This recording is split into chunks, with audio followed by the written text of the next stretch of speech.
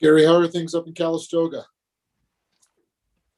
Sunny, but not enough rain so far. You guys getting a little bit more foot traffic now that outdoor activities are allowed? Yeah, I've noticed quite a few people downtown. Of course, it was the long weekend, so that's good to see. And they're doing some filming over at the castle, so some of the hotels are have a lot of cars parked in them. I'm guessing they're up there. And they're doing some filming over. Just lost him. Someone muted you, Gary. I'm sorry, but someone did pause the recording. Thank you, because I think we were live.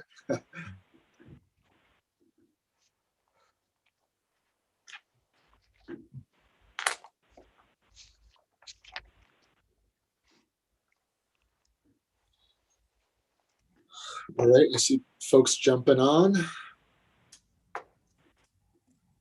Still waiting on just a couple more. No worries, thank you.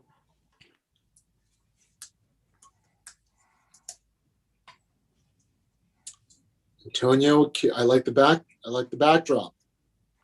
Way to promote. I still like Kate's better. It's more representative of our building. Hey guys, how are you? Right. We don't recognize you, Mayor Canning, without the beard. Well, we'll go with this for a while, see what happens. Are you 35 again, or? Oh, keep going, Alfredo. What do you want? All I know is the people with beards are cool. That's the only thing I've noticed over the years. You've always had a beard, right, Mark? Since before I ever met you, Alfredo. There you go. I wasn't born with one, just to be clear. I was just going to ask that, Mark. Oh. Did you come out fully Yeah, bearded? a little bit of a werewolf runs All in the right. times, but no. But for the last 40 years, probably 35 years at least. Laura, Kate, or someone's going to give me the go-ahead when we have.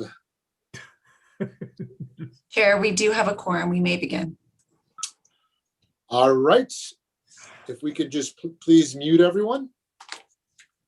All right. Good afternoon, everyone. My name is Alfredo Perdoza. I'm chair of the Napa Valley Transportation Authority. I'm going to call to order the Napa Valley Board of Directors Tax Agency to order. Laura, are we going to roll the preamble for this as well?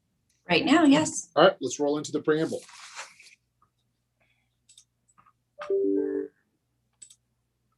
Due to COVID-19, this meeting will be conducted as a Zoom webinar pursuant to the provision of Laura, it doesn't seem to be rolling.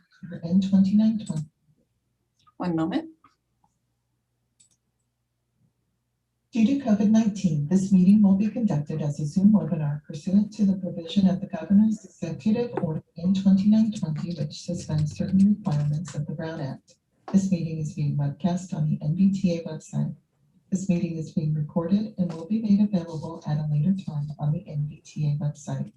The chair will call upon board members, presenters, staff, and other speakers by name, ask that they speak clearly, and state their names before giving comments or remarks. Persons participating via Zoom with their cameras enabled are reminded that their activities are visible to viewers and may be part of the Zoom recording. Board members and members of the public participating by Zoom who wish to speak should use the raise hand feature or *9 on their phone. Teleconference attendees will be called upon by the last 4 digits of their phone number. Phone participants must unmute themselves by pressing *6. It is requested that public speakers state their name and organization, but providing such information is voluntary. Written public comments received at info@nvta.ca.gov after 5 p.m. yesterday will be entered into the record but not read out loud. If authors of the written correspondence would like to speak, they are free to do so and should raise their hand. The chair will call upon them at the appropriate time. A roll call vote will be taken for all action items. Panelists should note that the chat feature is active. However, please be aware that anything typed in the chat will be subject to public disclosure. The chat feature is not active to attendees. In order to get the full Zoom experience, please make sure your application is up to date. All right, thank you very much, Laura, for that preamble. Let's move on to the Pledge of Allegiance. If Vice Chair Liz Alessio can lead us in the pledge, please. Thank you. Everybody stand appropriately. Hand over your chest. I pledge allegiance to the flag of the United States of America and to the republic for which it stands, one nation, under God, indivisible, with liberty and justice for all. Chair, this is Deanne Gillick. It looks like the recording has been paused, and just so that we have a live meeting. Okay, I'm assuming we do not have to go back and do everything over again. I'm just going to confirm. It was live on YouTube. Maybe the moderators can do that, but I think we just called it to order, right? The meeting. Yeah, we just did the preamble, so I think we're okay. Yeah. So if there was a pause, I delayed to anyone watching, but it was live on YouTube. So thank you, Vice Chair Leslie, for leading us in the pledge. If we can do roll call, please. Leon Garcia, Here. Mark Joseph, Here. Gary Kraus, Here. Chris Canning, Here. Liz Alessio, Present. Scott Sedgley, Here. Alfredo Pedroza. Here. Belia Ramos, Yeah. Paul Doring, Here. Jeff Ellsworth, Here. Carrie Dorman, Here. John Dunbar, Here. Doug Weir. Thank you. We have a quorum. All right. Moving on to the adoption of the agenda. Do we have any changes to the agenda as presented? If not, I will entertain a motion to adopt the agenda. Dunbar so moves. First by Dunbar. I'll second it, but a point of clarification. Are we on the tax agency or the? We are still on the tax agency. Okay, I'll second it then. All right, we have first and a second. Roll call vote, please. Leon Garcia, Yes. Mark Joseph, Yes. Chris Canning. Chris Canning. Gary Kraus. Yes, sorry. Yes to Canning. Thank you. Yes. Liz Alessio, Aye. Scott Sedgley, Yes. Alfredo Pedroza, Yes. Belia Ramos, Yes. Jeff Ellsworth, Yes. Paul Doring, Yes. Carrie Dorman, Yes. John Dunbar. Yes. Motion passes. All right, thank you very much. Moving on to public comment. This is a time when any member of the public can address the tax agency on any item that's not on today's agenda. Laura, do we have any public comment? No. All right, I heard a no, so we're going to move on to item 6, chairperson, board members, MTC ABAG. We're going to defer that to our board meeting. So let's move on to our director's update. Kate, do we have any update? Oh, no, I'll just, So defer? NVTA, yeah. All right, we'll defer to the regular board meeting. We do have one item on consent. Laura, do we have any members of the public that have any comment on our consent item? We do not. All right, if there are no board member questions, I will entertain a motion for approval of consent item 9.1. Dunbar so moves. Second. I see a second. Aye, Alessio.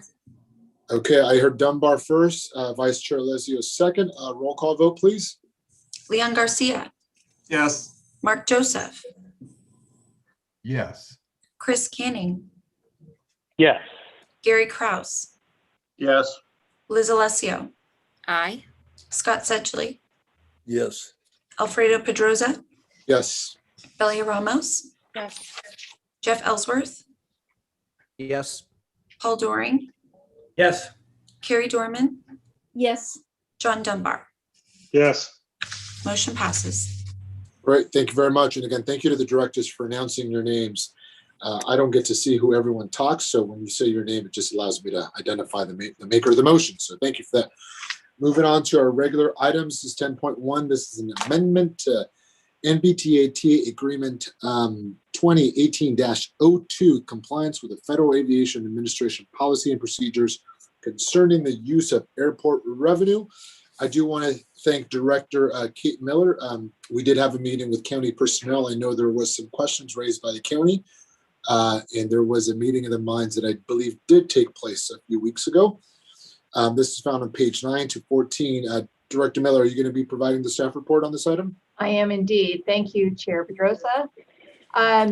So this item requests the board's approval to amend the Measure T master agreement with the county to memorialize how NVTA-TA and the county will work together to meet the Federal Aviation Administration's requirement, Rule 64 FR 7696, which was initially adopted in 1999.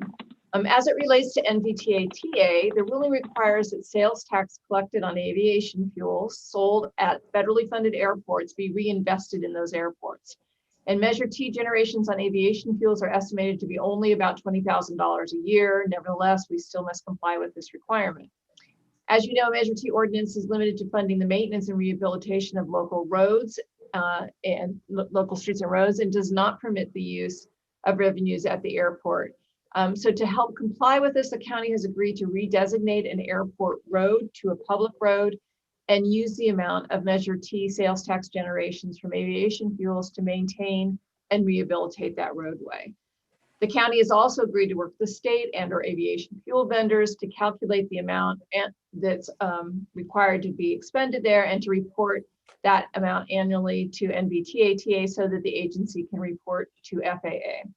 The FAA rule is retroactive, and therefore revenue generations associated with aviation sales tax must be paid beginning July 1st, 2018.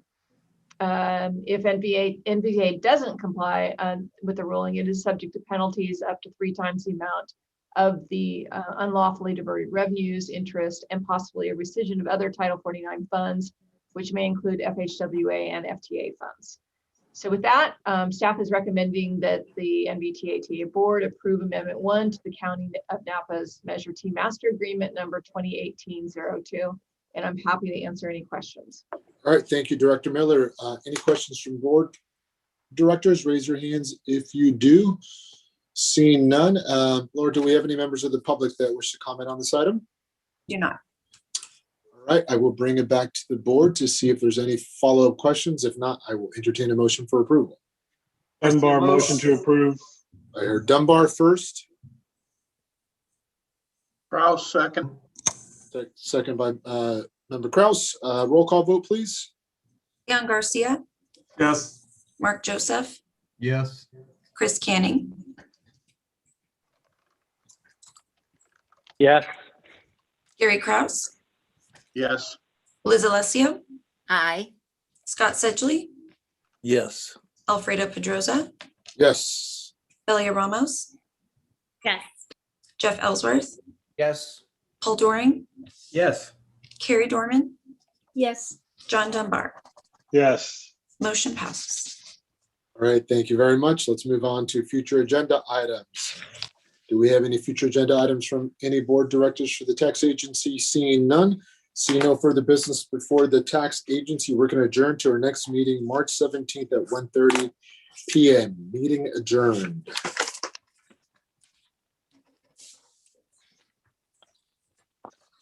All right, Laura, I'm assuming you'll give me the go-ahead when we can start the regular board meeting. Yes, just one moment and we will be ready. Are you rolling the preamble as well? It will not be necessary.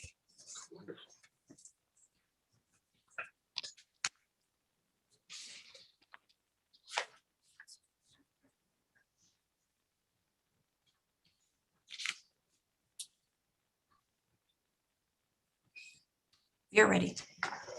All right, I'm going to call to order the Napa Valley Transportation Authority meeting. My name is Alfredo Pedrosa. I'm the chair of the board of directors. We did the Pledge of Allegiance at the tax agency meeting.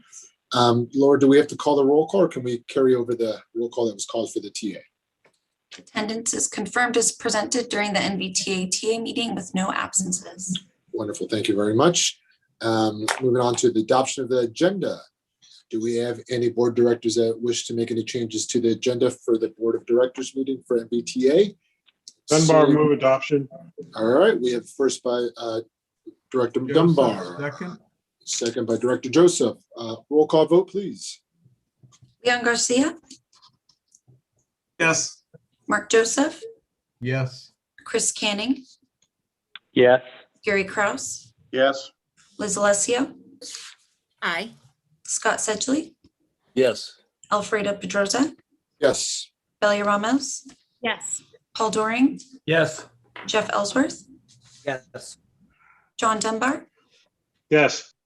Carrie Dorman. Yes. Motion passes. All right, thank you, Laura. Moving on to public comment. This is time when any member of the public can address the board on any item that's not on today's agenda. Laura, do we have any public comment? We do not. All right, for those that are tuning in or will view this later, thank you again for engaging with us. Moving on to item 6 is Chairperson's Board Directors, MTC and ABAG update. I'm going to start with our ABAG representatives. Mayor Garcia or Supervisor Ramos, anything to report from ABAG? The February 18th meeting is canceled coming up. So we have, unless Director Ramos says something. Nothing to add. All right, thank you, Member Garcia, Member Ramos. I'm sorry, Oh, Chair. I'm go sorry. ahead. Our last meeting, we did report that we were going to have a meeting on RENA. So let me just add in that what we did is we accepted the regional planning's recommendation and also added an equity adjustment that both Mayor Garcia and I voted in favor of. And that equity adjustment did result in a slight increase in housing allocations. But really it was a recognition of many counties, and I'll say as far as the executive board, only one person actually opposed the vote on the equity adjustment.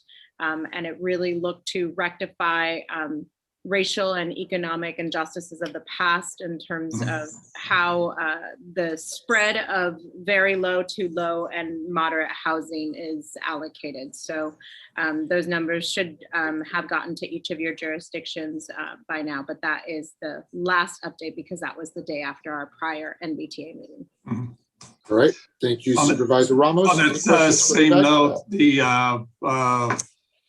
southern part of the Bay Area, Santa Clara, San Jose, Alameda County, likewise saw an increase in housing allocation because of population needs and demand. That's where the job growth is. So that judgment was part of that as well. All right, thank you, Mayor Garcia and Supervisor Ramos for your report. Any questions for our ABAG representatives? See none, we'll move on to MTC Commissioner update. Quite a bit going on at MTC. Blue Ribbon Committee, we continue to meet, talk about the network manager. And in essence, what we're trying to accomplish with the network manager might be greater coordination among operators in the Bay Area to provide more predictability for the user. And really the premise here is the user experience restoring ridership. Napa County is in a privileged position where we only have one operator. There are many counties that have multiple operators operating transit systems in their communities, and sometimes the coordination is not the best. So the idea around the network planner is how do you bring more coordination among operators in the region? So we continue to advance that good work at that Blue Ribbon Committee. We did launch the second phase of the Clipper Star program to include additional agencies, which NVTA is a program that will subsidize transit fare for low-income adults, which is very needed in these difficult times of the pandemic. A little bit about the program and allocation committee in terms of the HIP program, which is a housing incentive program, which will award $71 million in highway funds to the top 15 jurisdictions that are building the most affordable housing. Shout out to our friends and elected officials of American Canyon who are in 12th place if the program concluded today and would be receiving $1.5 million. Thank you to American Canyon. Lastly, some of you might have seen the recent article in the Register regarding potential roundabouts at the intersection of Highway 29 in Oakville Crossroad and Highway 29 and Rutherford Crossroad. This is something that I've been working on intimately, working with Director Miller, also private individuals like David Duncan and Ted Hall. This was part of the Napa Valley Forward program that we created a year ago looking at employment mobility, where the Napa Valley Vintners were a fiscal supporter along with Visit Napa Valley. MTC did identify $50 million and under the Surface Transportation Quick Strike funds, Napa County is hoping that we can compete in that kind of program. These roundabouts could cost anywhere from $3 to $4 million. We are very aggressive. We've been having Director Milliken speak at length, multiple meetings with potentially impacted property owners, especially the Rutherford Grill folks, Hillstone Group. We just had one, I believe, yesterday. And then the Napa Wine Company and Opus One, very supportive. Again, our intention is to make these intersections safer, but also improve traffic flow. And as many of you know, you've heard me say this, it is harder to have qualifying projects farther up Valley because you are farther removed from some of the nexus for some of these funding pots. So this is a great opportunity for us to deliver some traffic improvements to our community. Lastly, I was nominated to be chair of NTC. If all goes well, we'll have the grand honor of chairing the Metropolitan Transportation Commission. And my mission is clear: to bring more resources to Napa County. But it's a great opportunity for us. Senator Dodd has been the only other Napa County elected to serve as chair of MTC. So that concludes my report. I'll see if there's any questions from the board. Supervisor, I'm having trouble getting a hand up on the button. Go ahead, Mayor Ellsworth. I just wanted to make a quick comment. First of all, I really appreciate this, looking at the roundabouts and looking for these solutions up Valley. I do want to make the point that, you know, a big economic engine occurs up Valley, even if that's not the nexus of the population center. So if there's a way that we can, you know, sort of tie that in so that it helps make the case. Mayor Ellsworth, you might have froze. I'm not sure if I'm the only one, but you have frozen on my screen. He is frozen on mine as well. Okay. I think we got the gist of your point, Mayor Ellsworth. And rest assured, if we have the opportunity to be chair, we're going to try to advocate for all corners and regions of Napa County to leverage more resources, especially outside funding streams. So with that, any other questions from board directors? All right, moving on to our director's update. Kate. Thank you, Chair Pedrosa. You kind of spoiled the fun. I was going to wait until next month to talk about your MTC chair appointment. Fingers crossed, knock on wood. I'm sure it's going to go through. But so a pre-congratulations to you. Let's see, vaccines. So I'm excited to announce that, you know, with the leftover vaccine thing, the county has prioritized our transit workers over 65 for vaccines. And also we are advocating to get our workers who are working with the EOC to provide food and laundry delivery services for individuals quarantined and housed by the county to help prevent the spread of COVID-19. And given the governor's prioritization of transit workers to a lower tour, I should say reprioritizing to a lower tour, I don't know when other drivers and staff that provide essential services to the community will be vaccinated, but we'll keep our fingers crossed, we'll keep advocating, and hopefully eventually we will all be vaccinated and the system will be up and running and our workers will be safe. I also wanted to give you an update on the Fare Integration Task Force. You know, this kind of dovetails neatly with the work that Chair Pedrosa is working on with the Blue Ribbon Task Force. There were a lot of efforts in place by transit staff working together prior to the Blue Ribbon Task Force being convened. And one of them was a fare integration around the region so that it made sense for riders who were traveling, say, from Napa to the South Bay, and then they weren't paying, you know, $50 each way and having to transfer to a whole different number of through a whole bunch of different fare structures. So I am one of 12 members that serve on the task force, and yesterday we met, and the task force has identified 6 fare integration approaches to study further within 4 management pathways. And they encompass both equity and geographic considerations. And so the approaches include zone fares consistent with all modes. So in other words, buses wouldn't necessarily, or rail wouldn't necessarily be more expensive than buses. Zones for regional services with common local flat fares. So, you know, you would be able to establish flat fares and working with your other partners where it made sense. We are also looking at adjustments for systems that have high transfer rates, variable fares for different modes, discounting multiple fares and localized coordination of services, fare caps, and pass structure options.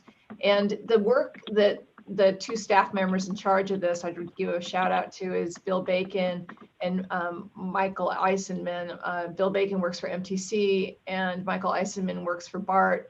It's amazing and brilliant, the work they're doing. So I just wanted to give them a shout out, and I wanted to let you know that at some point we will bring back a presentation. It may be by them or me to share with you the results of the survey study and research they're doing on the various fare options. So with that, I'm concluding my executive director report. All right, thank you, Director Miller. Any questions for our executive director? Seeing no questions, let's move on to Caltrans update. Do we have our representatives from Caltrans on the line? Let's see, Kelly's. Good afternoon. Yes, good afternoon. This is Kelly Hirschberg. Can you hear me okay? Yes, we can. Go ahead, Kelly. Yeah, so really quickly, so what I wanted to do is a quick update on some of those projects that were listed. Instead of kind of going through it, just wanted to highlight a couple of the construction upcoming project, which is Huchika Creek. So that's on State Route 121. It will be advertised in early March, and we're going to go through the bid opening and the award. So it will probably go out to construction this summer. And another project on the construction, which is further down, is the Capel Bridge repair work. So this is on State Route 121 north of Wooden Valley. So I'm thinking these two construction, one actually was awarded in November, and the other one, it will go through the construction starting summer. So Kate, I think what I'll do is I'll do a quick presentation to what these two construction projects are about, and then come back to you, the board.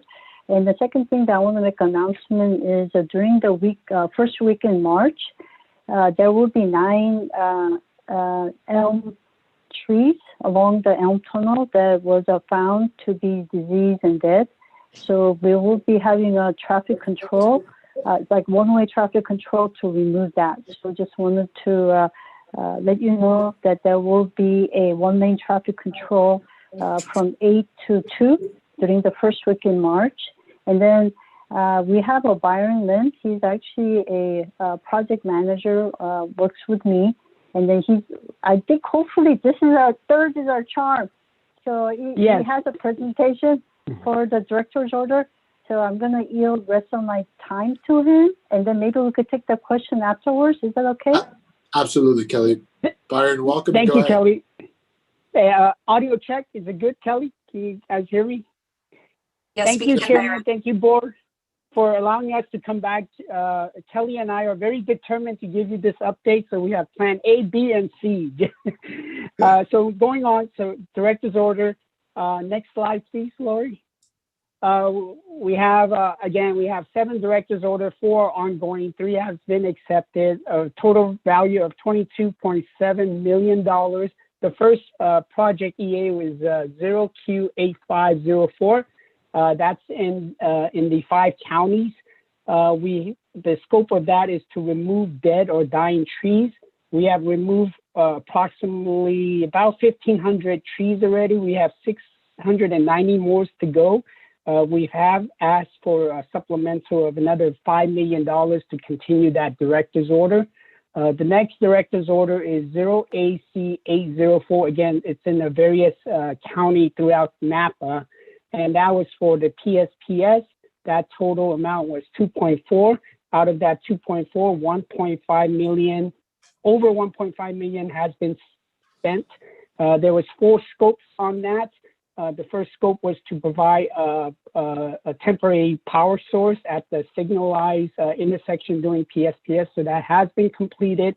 The second scope was to install yellow reflective on the signal lights, which has also been completed. The third scope was to provide temporary generator tied in. There was 21 locations at Highway 12, 19, 121, and 221. That has been completed. The last item, which is the upgrading the backup batteries at those intersections, that is still ongoing. Next slide, please, Lori. Moving on, this is the Glassfire 1W630. The director's order was for $4 million. There are 5 scopes for that. Out of the $4 million, close to $2 million has been spent. The first scope is the damaged metal beam guardrail. They're still working on it. Napa County has about 200 linear foot that they're still working on. Tree removal has been 100% complete. Covert, still working on that. Debris cleanup, that's all been done.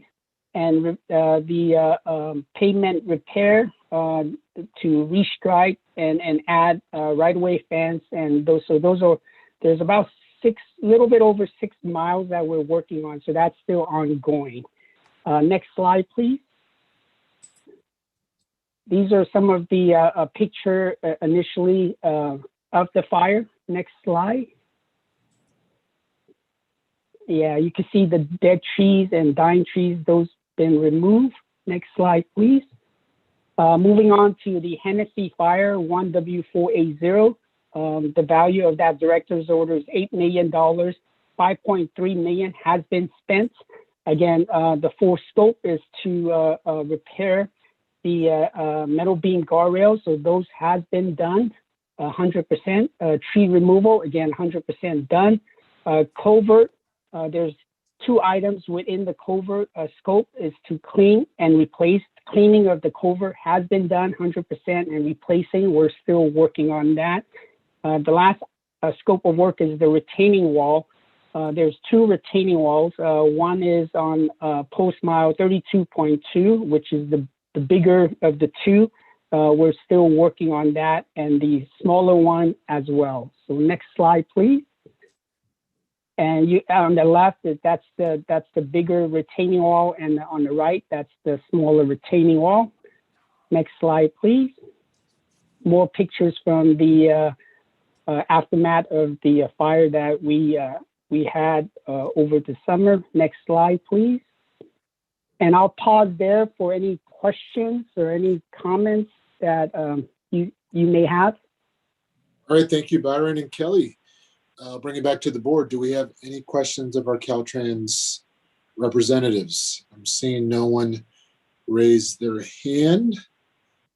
I have one question. Oh, sorry. It looks like Director Doring has a question. Thank you. I apologize. I wanted to go back to Kelly for just a second and get the time period, the hours for the tree removal from the Elm Tunnel. Yeah, sure. So the Elm Tunnel, we're expected from March 1st to March 5th. So that's Monday to Friday. And it's 8:30 to 2 p.m. So I communicate to Erica at the Public Works and Carlos. And what we'll do is we'll send out the traffic advisory in advance of that as well. Okay. And another question with respect to your list of the project initiation list. There's a mention of a intersection modification at Polk Street and Highway 29. Could you just briefly describe what that entails? Yeah, so basically, we have met with the St. Helena Public Works as well and NVTA. That intersection comes like Pope and I forgot what's, it's kind of offset, right? And there is that grocery store to the left. You're facing into the St. Helena. So what we wanted to do is that, the bridge is there, and you got the traffic signal ahead, so it's not operating efficiently. So there's an operation improvement need. Typically when we modify any existing intersection, we have to consider all options. one being roundabout, but we're gonna pretty much quickly rule it out given the location of it. But we'll continue to work with the city to see what would be the best way to kind of address the better operation at the intersection, maybe potentially combining that intersection with the one ahead. So yeah, but as we get developed more, I could certainly bring it back to the board. Thank you. Thank you, Director Doring. Executive Director Miller. Yeah, hi. Thanks for the presentation. Appreciate it, Byron and Kelly. One thing that I wonder is whether or not the retaining walls are going to be reconstructed with less combustible materials. We'll look into that, Kate. I'll work with Kelly and then circle back with you to see if the designers are taking that into account, especially with the concerns of that. Yeah. Thank you. I appreciate that. Byron, this is Alfredo. I would echo the concerns expressed with the question raised by Director Miller. I think this is an opportunity to maybe rebuild a little bit more resiliently. So anything we can do to encourage that, I think it's in all our best interests. Tenfold chair. All right. Seeing no further questions, Kelly and Byron, thank you for taking time, and I'm glad it worked out. It was worth the wait. So moving on to our public hearing. This is item 9.1. This is a public hearing to increase a fiscal year 2021 budget appropriation to allow financing for the bus maintenance facility. This is found on page 10 to 40. This is an action item, so I'll turn it over to staff for their presentation, then we'll bring it back to the board.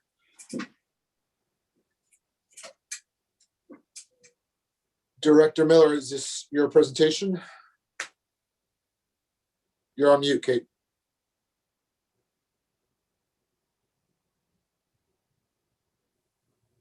Yes, it is my presentation. All right. Hold on just 2 seconds.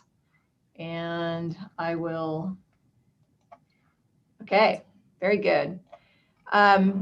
So I just wanted to, really emphasize the significance of today's action. We've reached a major milestone on the Vine Maintenance Facility, something that staff has been working on for over 8 years now. And so this is a big moment and a big decision, and we recognize that. But we're asking the board to adopt Resolution 2105, approving the budget appropriation in the amount of $35.7 million and conceptual financing for the Vine Maintenance Facility, working with the Build America Bureau.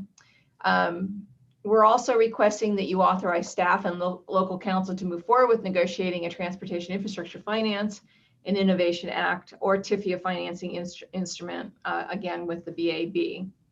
And also we had added an item to approve $5 million in private bank loan, and we subsequently received a competitive proposal. And so we want to review both of them side by side, and we will bring that back to you next month. So we're just requesting that you continue that item and not approve or authorize any action on that today.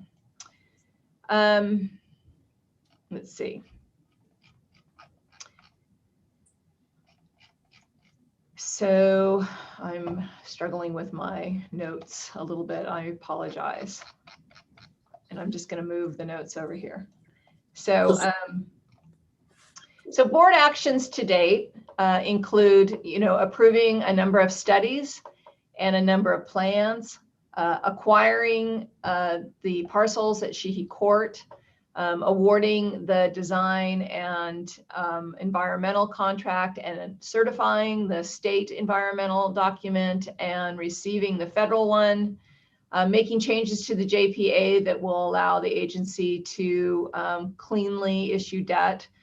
And then, the project has been in a number of plans, and this project has been a priority in those plans. And finally, you authorized NVTA staff to submit an RM3 letter of no prejudice, which will allow us to be paid back for, specifically, we would use it on the $5 million private bank loan, and the terms negotiated with the private bank loan all have no payback penalty. So, and if RM3 funds flow, then we would be able to immediately pay that off. So in the future, we will still ask you to authorize me and the legal counsel to execute final agreements with the Build America Bureau, and also approve the private bank loan. We will come back probably in May on the Build America Bureau item, and then next month on the $5 million loan. Next slide. So we also want to just remind you of the existing conditions at our current maintenance facility. The facility was built by the city of Napa for a much smaller localized fleet. And since that time, NVTA has consolidated the services in all five of Napa County's municipalities. We've expanded services in the city of Napa, expanded ADA services to accommodate the Vine's expanded operating area, and added 6 regional and express bus routes. So we're currently just at 10% spare ratio with our vehicles, primarily because we were aggressively, well, we had a very old fleet 9 years ago. It was on average of over 25 years old. And so we have been replacing vehicles, which is expensive, but to make our fleet a little bit more predictive in their ability to not break down, we have done that. And as a consequence, in part to that and a couple of accidents, we are a little bit short on vehicles when we're under full service. The typical spare ratio is 20%, but this is what our parking lot looks like even now. There's no room for any of our employees to park there. We have to take buses out when we need certain buses, and then pull them back in. So it's very crowded. And the other situation that we have that's coming soon is that we have 7 electric buses on order, and we have nowhere to charge them and no places to put charging stations at the facility without an extraordinary investment. Next slide, please. So this is an image of the administrative offices, which is a rather old mobile unit. And within these walls, we house computers that operate and record automatic passenger counters, computer-aided dispatch systems, camera systems. It also houses the dispatch staff, human resources, training, and management staff. Next slide. And as you can see, it's pretty crowded conditions on any given day. And it has become more and more challenging under the pandemic when we are forced to adhere to social distancing. So this next slide, please. This shot is from one of the pits being drained of water that seeped in. The water's not supposed to be there. We currently have 3 bays. One is committed to specific services for over 60 vehicles. And the industry standard is 10 buses per bay. Next slide. This is our training room. The new facility will be able to train more than half the drivers at any one time, which is going to greatly improve staff efficiencies and communication. Next slide. This is a picture of our bus washer, and it is so old that we can no longer buy parts, and we have to jerry-rig things together to make it continue to work. But it still breaks down frequently, and we have a portable washer that takes 2 or 3 times longer to wash a bus and just simply is not very efficient. Next slide. So here I'm going to start talking about the new facility, which we understand is extraordinarily expensive, but public works projects tend to be that way. It is not more expensive than the average maintenance facility for a system our size. But these are the 3 parcels that we acquired at the board's approval. The 2 parcels outlined in red is where the new maintenance facility and administration offices will be located. The blue outline parcel will be used for a planned bus battery storage, which we will need for emergencies if we are a full electric fleet in terms of responding to EOC instruction during fires and other reasons why we might need to transport people. We would like to have a planned highway operations center, which I know Director Ramos, I can't wait for. Next slide, please. This is the rendering of the new Vine maintenance facility. It's a 20,000 square foot building. It has a new bus wash, which is not shown here. It has parking for 90 buses. It has parking for visitors and employees, bus electric charging stations, an 8,000 square foot administrative office that includes a transit emergency operations center and a regional meeting facility. The building will be constructed using LEED principles and will be equipped with photovoltaic system solar panels to optimize facility power needs. So the next couple slides Tony's going to do.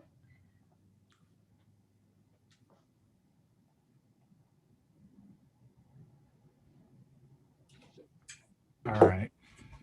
So in terms of the budget and the funding sources, the budget for this project is at $40,650,000.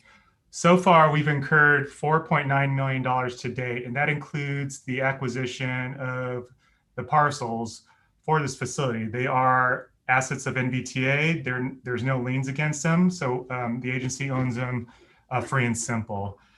The total construction costs are estimated to be about $35,747,000, which is why we're asking for the budget appropriation. And then you can see here in these columns what portion is coming from local grants, including TDA, our state of grid repair, and we recently were awarded formula funds through the SB1 local partnership program. FTA grants and the TDA, the TIFIA funding will compose about $25 million in total. The TIFIA portion is about $19.9 million. And then again, as Executive Director Miller pointed out, we are speaking with 2 banks in securing a $5 million private loan. With the interest expense portion that you can see below in the lower rows, you'll see that the total interest expense would be running around $6 million. Now, there is a little bit of caveat to that. The secondary bank interest, that's the worst case scenario, the $1 million. As we just mentioned, we received a more competitive proposal that we're reviewing to see if there are any kind of significant cost savings. And so at the end of the day, we believe we can get that secondary loan interest expense fully amortized under $1 million. Now, our intent is to pay off redeem that loan as quickly as possible if we do draw against it with RMD3 funds once those revenues hopefully flow in the near future. There's always a concern about our debt service and our ability to pay for that debt, as well as the Build America Bureau and the Secondary Financing Bank. This is just an illustration of what our debt service looks like in comparison to the local transportation fund, our TDA revenues. So we have coverage of about 10 times what the debt service would look like. So, and this is only with our LTF operating funds. We also have federal transit assistance that we can use for operations, state transit assistance, and we also have other local funding and local grants to pay for our transit operations. So we staff believes, as well as the TIFIA and the banks, that we are sufficiently covered for debt service and we can meet our obligations. This chart just shows you what the 10-year debt service would look like. It's under $1 million at the end of the day. Hopefully it's going to be around $750,000 to $800,000 per year. But even with our local transportation fund, our quarter-cent sales tax, we are receiving, between $8 million and up to $12 million in the next 17 years. And so this illustrates that we will be sufficiently covered for the debt service for the next, for the outer years. Thank you, Tony. So, I can't emphasize enough the community benefits of the Vine transit system, but the facility is desperately needed to improve the performance and reliability of the fleet. To draw new riders to the system, it needs to be reliable, and without this new facility, it will be very hard, if not impossible, to continue our performance in that area. I would also just point out that the project will create 625 direct and indirect jobs when we break ground. It has already created a number of jobs with the design and the environmental document. Next slide. So with your authorization, we will complete the financing package with the private lender in March and the Build America Bureau in May. We will issue the invitation to bid in March and award in July. Obviously, we will come back to you to award the bid. This will allow us to break ground probably in early fall and complete the project in January 2023. Next slide. So I just wanted to close with a few thoughts. The pandemic has created an economic crisis around the globe, including in Napa. We have an opportunity to help turn that around through public works investments. Now is the time to build this project. It will create jobs and it will increase sales tax generations. We will also never be able to take advantage of a more positive bid environment or lower interest rates. And I also just want to acknowledge all of the hard work that staff has put into this. And I wanted to specifically acknowledge Tony, who has been leading the effort on the financing, and Roxana Marati, who has been helping him in greater and greater ways with her savvy financial brain. Rebecca Shank and Sanjay Mishra, who have been working with our consulting team to move the project along from phase to phase. I just can't acknowledge the work that they put into this, and I just wanted to let them know I appreciated that. And so with that, staff recommends that the board approve Resolution 2105 and authorize staff to continue negotiations with the Build America Bureau to pursue a full funding package to construct the vine maintenance facility. And we are happy to answer any questions that you might have. Thank you, Kate. Appreciate the presentation. Very thoughtful, and we've been at it a long time. So I think it was a really good summary from the beginning of where we started to now. So just summarize very specifically that if the actions today are specifically what? What is staff asking to approve the resolution and to which would amend the budget, the 2022 budget, and also to it would increase the annual appropriations limit of the agency to, I forgot now, it's 35. Got it. Okay. 35.7 million. All right. Thank you. And then also to acknowledge and authorize that we are very serious and committed to securing this TIFIA loan.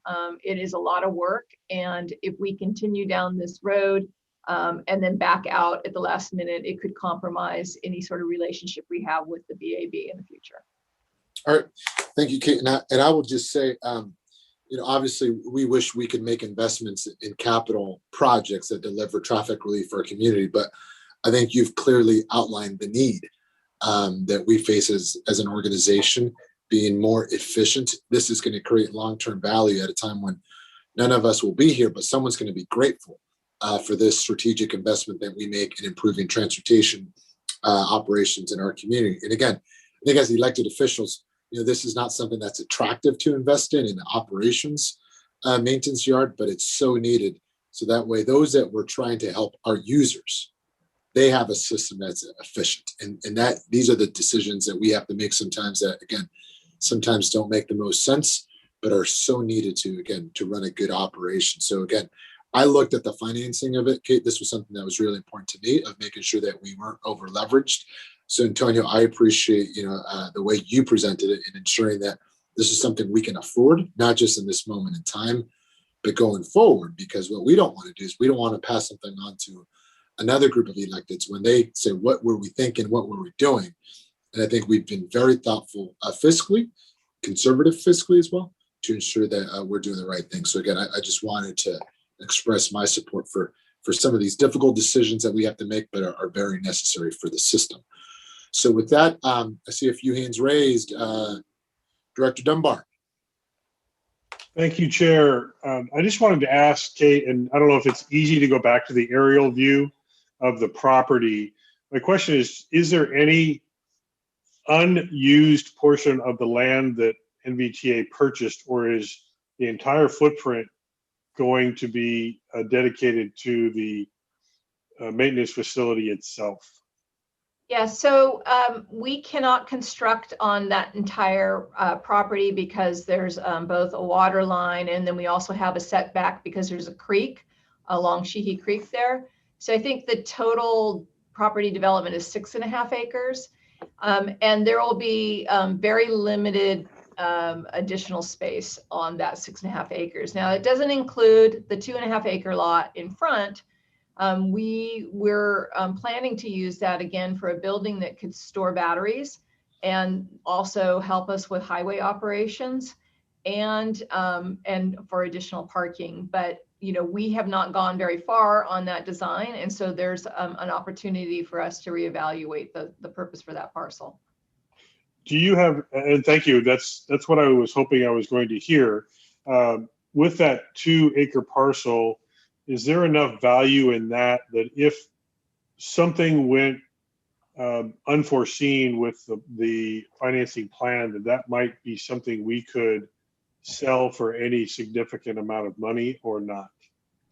Yeah, I mean, I don't remember the purchase price. Tony, do you have that off the top of your head? But I know it was over $1 million. It was $1.8 million total for the purchase of that, which is about 40% more per square feet than the original purchase of the 8 acres. So all the lots in the area have been sold off. They just haven't been developed yet. So the answer to the question is yes, we could. Great. And that's just kind of a reminder that there might be an emergency funding source there if we absolutely had to go that direction. But I appreciate that you are also forecasting potential use of it in the future. Thank you. All right. Thank you, Director Dunbar. Director Dorman. Thank you, Chair, and thank you, Director Miller and Mr. Honorato.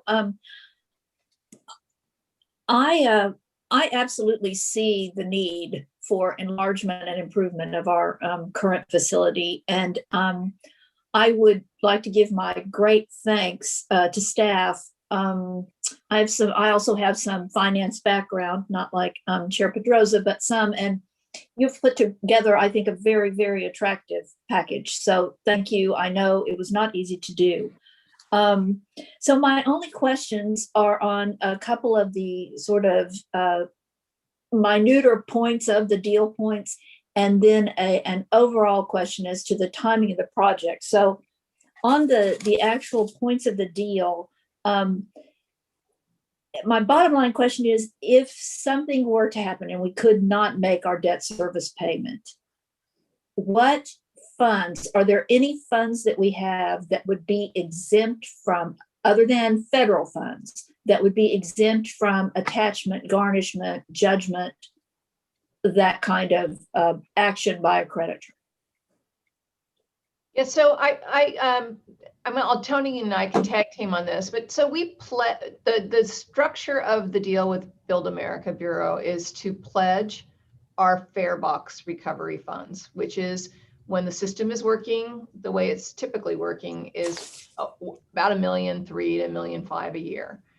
And so, but we're using the LTF funds, which you otherwise know as TDA funds, for making the payment, because that by far and away is our most flexible fund source, as well as it's our largest fund source. So we can't use FTA funds to make payment, but there are other fund sources, state transit assistance, that we can use to make payment.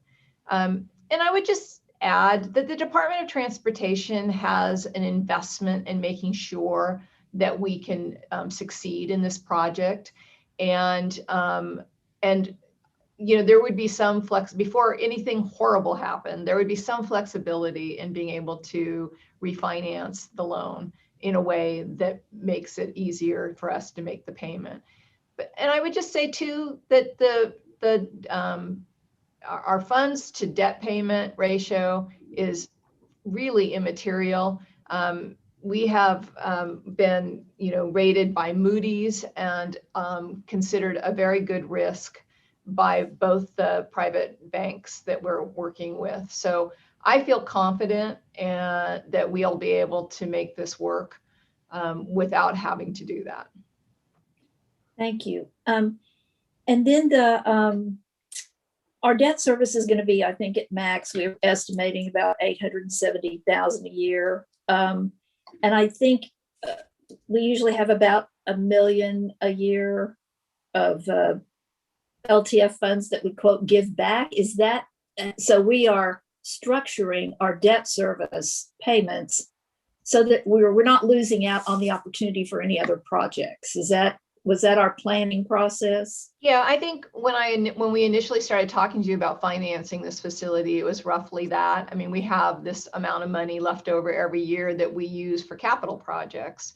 But that's going to grow over time, and the debt payment is going to remain fairly stable after the 5-year mark. In fact, it go down if Regional Measure 3 flows, right? We could pay a significant portion of both loans off. And again, we would come back to you and we would ask you, hey, we have this money. What do you want us to do with it? And this is our proposal. But I mean, I really believe that that we're going to be pretty good well off as the revenues continue to grow. And sort of along the same lines, does this taking on this debt service, does it do anything to our ability to fund reserves that we may have or need? We still have a reserve policy, and we would still make sure that that's in place. And I believe off the top of my head, it's 60% of our annual operating funds. Tony, can you confirm that? Yeah, I mean, our reserves have been pretty stable for the last few years, and the debt service shouldn't affect our reserves, nor should it disrupt our transit operations, nor our future transportation transit capital purchases. So this was meant to be collaborative with our future transit capital needs, as well as transportation and operations, and not be in conflict with each other by having the debt service take urgency over other matters of the agency. Thank you. And I think that I saw we're going to have a subsequent agenda item today about $2.4 million in LTF funds that we are going to return, I guess is the right word. Does that 2.4 million factor into this financing we're looking at all? It does not factor in. It's separate. So the 2.4 just goes back into the reserve fund and to be allocated for future use. And if it's not used for this, it just makes that the reserve fund grow even higher. Great. And then, so those are my deal point questions. And again, I think y'all have done great work putting the package together. Thank you. So my sort of overarching question, recognizing that we need to do this, do we remain confident and put COVID to the side? I mean, it's an aberration. It's a bad one, but it's not to me something that's going to be long term. So putting COVID to the side, are we pretty still satisfied that this is the time to do this, and that the scope and size and uses of the project are what we need and want for the future?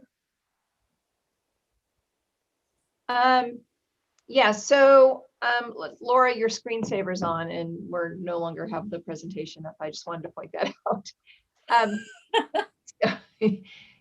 So yeah, in response to your question, and I talked to you about it the other day, right. And so staff is seeing the pandemic as an opportunity to really change the system and how it operates. And I think we've already demonstrated that by moving the City of Napa services to on-demand. Now, we know we can't sustain that with the existing resources that we have, because when ridership comes back, we will be challenged certainly on some routes, particularly those that serve schools.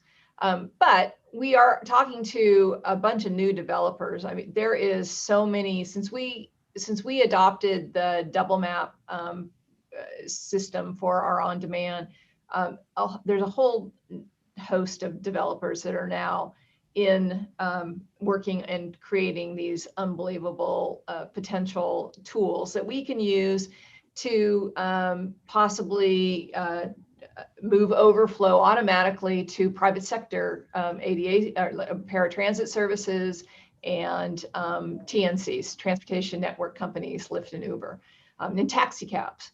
I mean, a whole host of people could come and help, and it would happen automatically and seamlessly.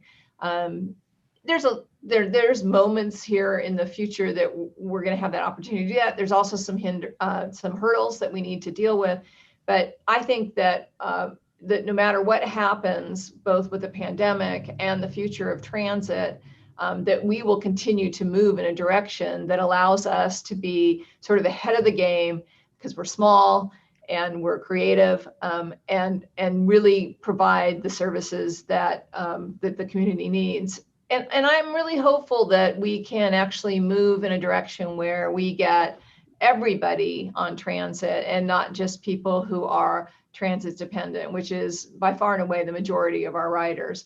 And I think we can do that if we make it convenient and we make it very Napa-esque in our approach. So. Right. Well, thank you. And thank you for the report and for all the work you've done. Thank you, Chair. Thank you, Director Norman. Great questions. Director Joseph and then Director Sedgley. Thank you. Again, I would echo the comments about how well this has been put together. I think staff knows that our ability to pay for this is the real issue, and you've done a good job presenting a lot of information. So I want to clarify a couple of things on the funding for my benefit, I guess. Number one, of the list of funding sources, the only ones we have to pay back would be the TIFIA loan and the bank, the private bank financing. Is that correct? That's correct. So it's roughly $25 million total. Good. And then if RM3 gets over its constitutional hurdles, we know for sure that we would get 5 million. Is that, my recollection is there was an agreement that instead of making it a competitive thing, we would just allocate it, or? Yes, so we're working with our partners in the other eligible counties to split the $100 million that is been apportioned to the North Bay Transit Access Program in RM3, and that we would split it 5 ways.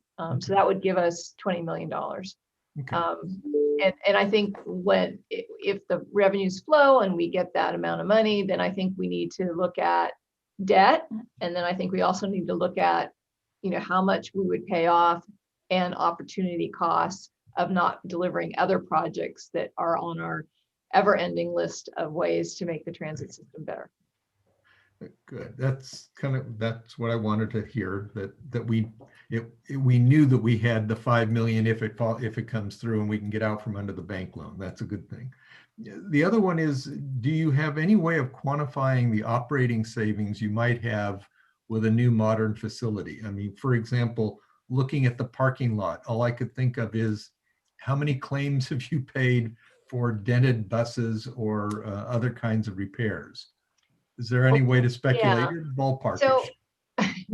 So I know TransDev would save a lot of money because they have to pay for all of our dings and you know, we haven't done that analysis, Director Joseph, but it's certainly something that we could bring back to you when you make a final decision on the TIFIA loan or the bank loan. But yeah, we can come up with something, because it's not only that, it's, you know, moving buses out to fuel them, having to work in the parking lot to repair buses because there's no available bays, how much longer that takes. And not that I would ever accuse our partners of being dishonest, but we don't even have a proper parts room. You know, typically the parts rooms are locked, and there is one person responsible for tracking, pulling parts, and I'm sure some of that is done, but we don't even have a locked parts room. So, and not to mention, I'm sure there's a number of external costs that we could factor in. Continuing to use that facility, given some of the hazardous fuels that we have. What are we doing to the planet? You know, we'll really be in a much improved facility that protects the environment from those things once we move. Okay. The other one is to kind of follow up on Director Dunbar's comments about the 2.5 acre parcel. I like the idea of having solar with battery backup. And the question is, if worse came to worse and we did have to sell it, is there some way we could squeeze a lot of batteries on the red parcel, the larger parcel? You know, when battery technology advances, yeah. Okay. Right now, they're huge, and we don't have the capacity to store the number of batteries that we need to operate the system. Okay, well, it's out there for a future adventure, I suppose. So the last thing in my head is really the worst case scenario is not that we'll renege on the loans. I mean, they're going to get paid. I think the real challenge is it will eat into our ability to, basically cover other capital projects or road projects or operating levels. And that is certainly a risk, but I think you have kept our risks relatively low. The nice thing is debt is usually fixed, so it's going to be $895,000 for the next 50 years or 40 years, even though everything else is probably going to creep up. So there is some advantage to debt service in that respect. And that's really the last point you mentioned earlier. This is a competitive bidding environment. The interest rates are as low as we're ever going to see. So even if this is a challenge in terms of our ability to cover the debt and all that, it's still nonetheless the right time to do it, if there is. We're probably the right time was 3 or 4 years ago, but right now it's the right time because of the environment that we're in, interest rate as well as construction. So it seems like the right thing to do. You've done all the work you can be expected to do to pull it off. So thank you for all of this information, and I think it's helped for me to make my decision. Thank you, Director Joseph. Antonio, you were going to respond quickly? Yeah, I just wanted to mention that for the TIFIA loan, the first 5 years is interest only, so that will help us with our cash flow needs as once we start settling out and trying to understand how our debt service works. So there is that benefit as well. It's not just a really stellar interest rate of under 1%, but for the first 5 years, we just have an interest only payment for the $20 million. So that's a huge benefit. And just to pile on to that, we don't accrue interest or debt until we actually expend it. Both of them are drawdown type loans. And we may not even draw them both down. You just never know. Could be some magical thing that occurs. You can get lucky on the bid. American Canyon got very lucky on on the Devlin project. I think we saved like over $2 million off of our engineer's estimate. So there is always reason to think that we'll get lucky. So thank you very much. Great. And I do concur with Director Joseph about coming back with some operational efficiencies in cents and dollars. I think that's something that should come back to the entire board. So thank you, Director Joseph. Director Sedgley. Well, thank you. It's good to be back. I think I left this body at maybe 6 years ago, and the same discussion was occurring. We had given our director authority to negotiate for some land purchase out by the proposed jail site. So it's good that things are moving along. Timing is always everything. It's interesting. After this meeting, I might have to leave a little early. I'm on Napa Sanitation, and Napa Sanitation is spending big dollars on capital improvement. And NVTA is anticipating spending big money too. And in our local jurisdictions, we're cutting everything. We don't have a penny to spend. So it's an interesting dynamic. But I saw that you're ready maybe to go out for RFPs, and on those, I was wondering if me just coming back on this board now on pre-qualification language, community workforce agreements, project labor agreements, labor peace agreements. Has there been any discussion with local labor on the project? Yeah, actually, we have been working with a contractors association, and I can't remember which one, but we would probably include something of that nature in the bid too. Yeah. Is that, And then, is that ABC you're working with? I don't remember. Association of Building Contractors? Yeah, could be. Well, Sorry, yeah. it's somebody that I worked with that worked in the legislature before, and he changed jobs, and now I can't remember what it is. So I apologize. Well, okay, because ABC is the huge non-union organization in the industry. So Yeah. Oh, no. It was a contract. No, it was not a non-union yeah, organization. just to I think, and like I say, I'm late in the game here, but just to try to avoid any last minute surprises, it might be good to have a discussion. Okay. Thank you. All right, thank you, Member Sedgley. Member Canning. Thank you. I didn't want to go silent on this topic, having been a chair during this long process, but kudos to the team. I know it was a lot of work to put it together, and you accommodated a lot of the requests we made over the years. So I certainly will be supportive of this endeavor. It is that one of those necessary evils. You have to have a facility to keep your fleet running. And this would fall into the category of what we call in Calistoga. We have projects that are sexy and we have projects that aren't sexy. Unfortunately, this is not sexy, but it is necessary. So thank you for your work on that. Thank you, Director Canning. Director Ellsworth. Thank you. Yeah, I want to put out my thank you to everybody for all the work on this. And I want to support Mayor Sedgley in his suggestion of what we can do to keep jobs local here. This may be a double benefit. If we can work on something like this that keeps some of the money flowing through the community, so an expenditure of this size having some ripple effect in the community as well. So I just want to throw out my support on that concept, and I appreciate it. Thank you.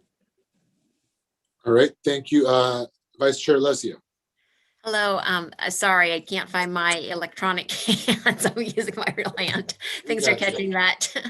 I also just want to, a lot of great questions, a lot of great comments, and I was thinking along the same lines. I'm like, this is not a sexy kind of thing. It's not something that everybody's, as excited about in the forefront, but it's a must have in the back front. You just have to have a facility. And the pictures, Kate, were really helpful to remind everybody with the existing conditions, which is just embarrassing, and it's not fair to your workforce. It doesn't allow for the operations and for public transportation and the new fleet that's coming in that we're excited about.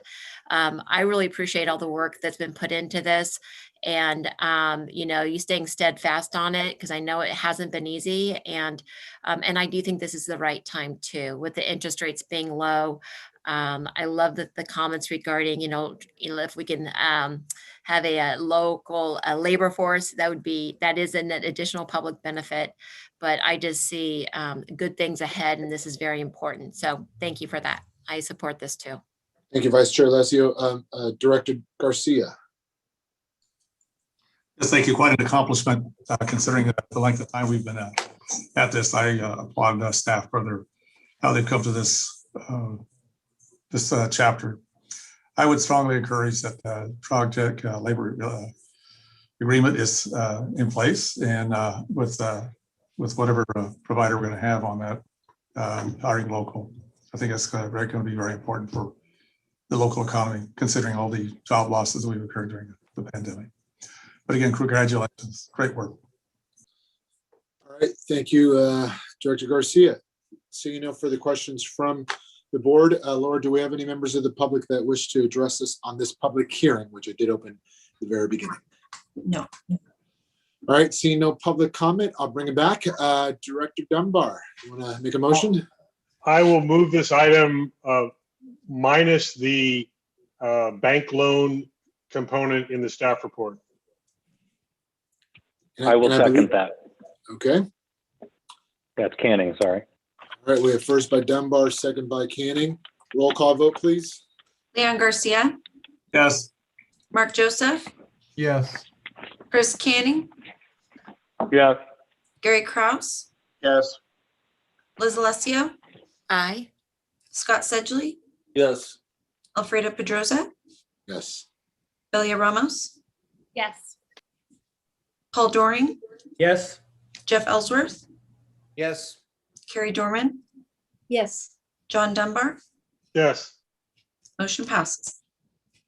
Thank you to my colleagues. Not the easiest vote, but I do appreciate everyone standing firm and holding this together. Someone will thank us one day for the hard work, and thank you to staff as well.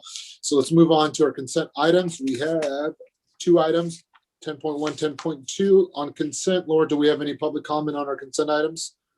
Chair, may I ask that we close the public hearing officially? Oh, thank you. I apologize.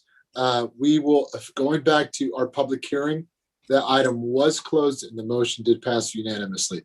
Thank you, Deanna, for that clarification. So going back to our consent items, do we have any public comment on our consent items? We do not. All right, so I will bring it back to the board, entertain a motion on our consent items. Dunbar moves consent. All right, we have first by Dunbar, looking for a second. Second, Joseph. Second by Joseph, roll call vote, please. Leon Garcia, Yes. Mark Joseph, Yes. Chris Canning, Yes. Gary Kraus, Yes. Liz Alessio, Aye. Scott Sedgley, Yes. Alfredo Pedroza, Yes. Belia Ramos, Yes. Paul Doring, Yes. Jeff Ellsworth, Yes. Carrie Dorman, Yes. John Dunbar. Yes. Motion passes. All right, thank you very much. Let's move on to our quarterly project updates. This is 11.1. Sanjay, I believe this is your presentation. Yes, it is. Are you able to hear me? Yes, we can. Go ahead. Okay. Laura, are you able to share the slides or you want me to do my screen share? You are welcome to screen share.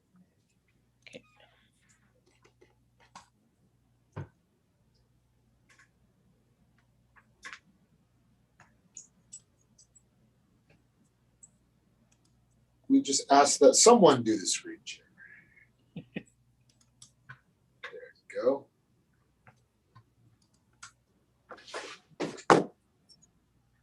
Just give me a second. Thank you, Sanjay. Okay, good. Good afternoon, Chair and board members. I'm Sanjay Mishra, the project manager engineer.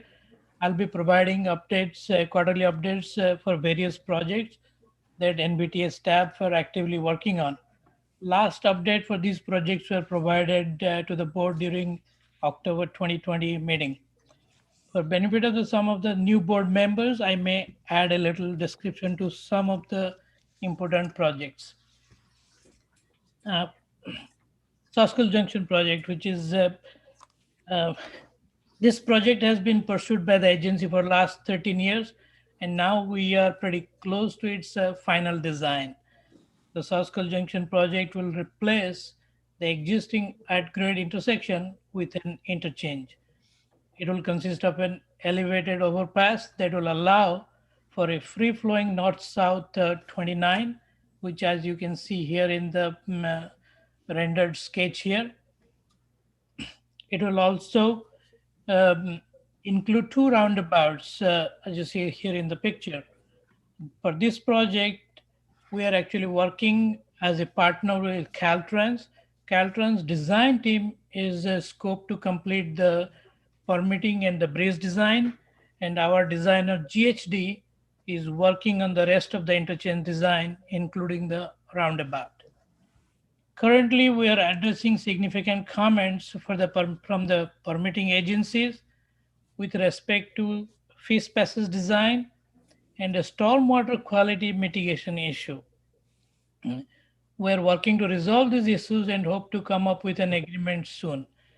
We anticipate that in a worst case scenario, the project may need to look for stormwater quality mitigation for approximately 2 acres of a treatment area beyond the project limit. Thanks to the support of our partnering agencies, MTC and Caltrans, who supported for the solutions for the congested corridor program application, and Soskel Junction project is fully funded with the approval of a $25 million grant. County of Napa has recently awarded the environmental and right-of-way and design work for Soskull Ferry and Dublin Road. This you can see right at the almost at the end of top left corner of this picture here. So we are coordinating the design work of these two projects to minimize any future throwaway work. Our current schedule, we are working on the 95% of the design, and we expect to complete it by March this year, by next month, and 100% PSE, which is project specification and estimate, plan specification and estimates, by May of this year. RTL ready to list by June or July of this year. If everything falls in place, we expect to start construction 2022 spring or summer. And this project will be AAA by Caltrans. This is a rendering to show the driver's view. What you're looking, this is 221, and this goes to SR 29 northbound. This is the bridge. This is northbound, going towards northbound. This is the first roundabout there. It's a visual depiction of the project. Soskull Junction project, as you can see here, is fully funded. Total cost is expected to be $64 million with a total construction estimate of $52.5 million. Next project, Vine Trail from St. Helena to Calistoga. Napa Valley Vine Trail is envisioned as a 47-mile Class 1 mixed-use path for pedestrians and cyclists that will run along the Napa Valley and also connect to Vallejo Ferry Terminal in Vallejo.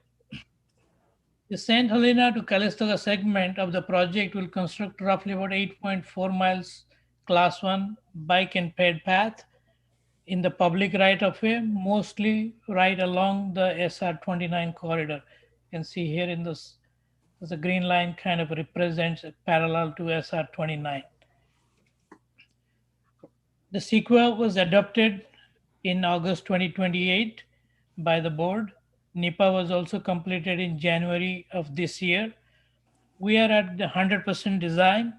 We are currently responding to the comments to Caltrans for the design with some of the decision documents and final drawings. We expect that the final construction documents would be done by May 2021.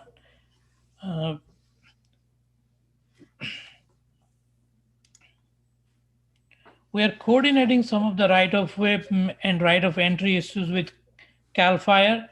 Department of General Services is involved in the review of drawings related to the CAL FIRE properties, and we expect to compensate them to the tune of $30,000, which we did not anticipate before. There are some engineering issues we are still trying to tackle and working towards resolving those. Some of them are, let's say, intersection at Big Tree Lane for a stretch of the trail, which is right adjacent to the shoulder of SR 29.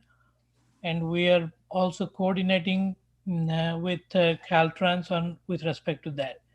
There is one more issue, which is one of the property owners along this Vine Trail, Reality Income Properties, still have to sign the agreement. Our private partners, Napa Valley Vine Trail Coalition, is working with them to get that agreement signed.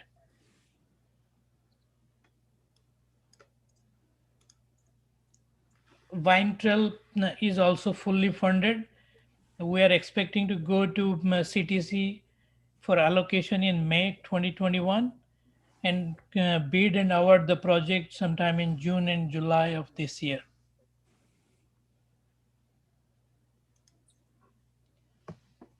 Okay, bus maintenance facility. Well, we discussed along for this. I think we know this one pretty well, Sanjay. Yes, so I'm just going to go over.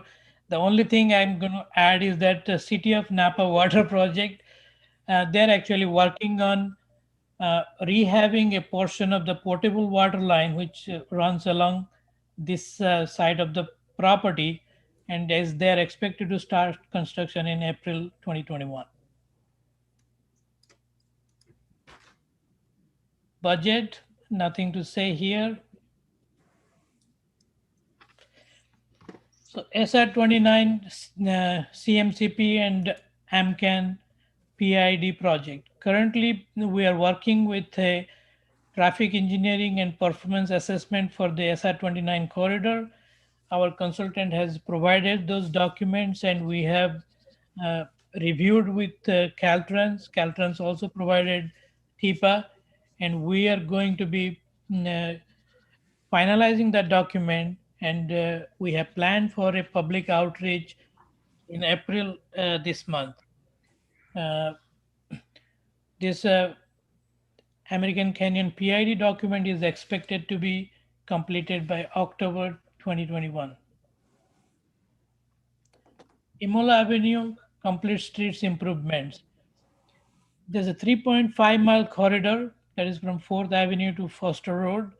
We are working with Caltrans to prioritize some of the corridor for sub-complete streets reserve funds for projects in the central segment, and which will consist of improvements such as class 4 bike lanes, curb cuts, crossing improvements, and so on and so forth. A project would be exempt from CEQA until January 2023. Total corridor improvements are estimated at $16 million for all the three segments here. We are working with Caltrans for adaptive signal control and transit priority at 5 intersections on SR29. Recently, Caltrans provided the details for the needs for all the infrastructure improvements that would help complete this project. We are working with them to move this project forward. Imola Avenue Park and Ride improvement. This project would improve the park and ride facility. Currently, we park and ride facility Caltrans has right off Imola, and will add some bus stops alongside of those park and ride facility, and also a off ramp bus parking here, so that the 29 bus route can use this. We are 100% design. At 100% design, we are submitting our final design to Caltrans by next week. This project already obtained its NEPA clearance via FTA. We have secured all the fundings, and we expect to complete to award sometime around March and April, and construct by April and May of this year. Just to show where the fundings are coming from and the total dollars for construction, about 2.5, total value of the project was 3 million. SR37 corridor. As you may know, this corridor is being currently under planning, and section B of this project, some of the traffic congestion is being planned by Caltrans. SR37 segment B interim and congestion relief projects. There are few options being evaluated by the project team. Cost ranges from 100 to 150 million dollars. There are some concerns regarding mitigation for the bike lanes, and which is also a significant portion of this SR37 project. There are various options for the ultimate sea level rise adaptation project is being considered for SR37. The project team has evaluated a bunch of alternative alignments, and evaluating and different alignments to come up with some of the options which will move forward to the next stage of the design. Some of the reconstruction options are shown here in a section. The delivery period for this ultimate project is 15 to 20 years in time. If you have any questions, I would love to answer them. Thank you very much, Sanjay and Laura. Thank you, Laura, for going back to gallery view. This is exciting stuff. A lot of good projects in the works, and this is what we want to really be able to deliver some real improvements for our community. So with that, do we have any questions from any directors? Seeing none. Laura, do we have any members of the public that wish to comment on this item? This is just a quarterly update, no action necessary. I believe we do. Justin, I'll unmute you here. Hi, everybody. My name is Justin. I had my my birthday last week, so I so happy. I see all this stuff going on. My question, the soccer construction, is that gonna start next year or this year? So which project were you referencing? I apologize. Saco Junction. Saco Junction. All right. Do you have any other questions, Justin? And one more question on when we get back to a schedule, when we go back to weekday schedule. All right. Well, Justin, on behalf of the NVTA board, happy belated birthday. Hopefully you had a good one. All right. So, Laura, I'm going to see if we have any other members that wish to comment, and then I do want to answer the questions that Justin raised. So, anyone else on the line? No. All right. Real quick, Sanjay, can we just talk a little bit about when Sasko Junction project will begin? The Sasko Junction project is currently in PS&E phase. We expect it to complete the design and ready to list phase by June, July of this year. Actual construction is expected to begin next year, summer or spring next year. Thank you, Sanjay. Okay, Justin also had some questions about scheduling. Can you just quickly comment on that? Sure, when the pandemic's over. All right. Thank you, Kate. Seeing no further questions for a quarterly update. Sanjay, thank you for doing this. Really informative, just to remember everything we're working on. So let's move on to our regular items, and let's try to get back on schedule. Our first one is 12.1, Napa Valley Transportation Authority audited financial statements, found on page 83 to 182. Antonio, take it away, please.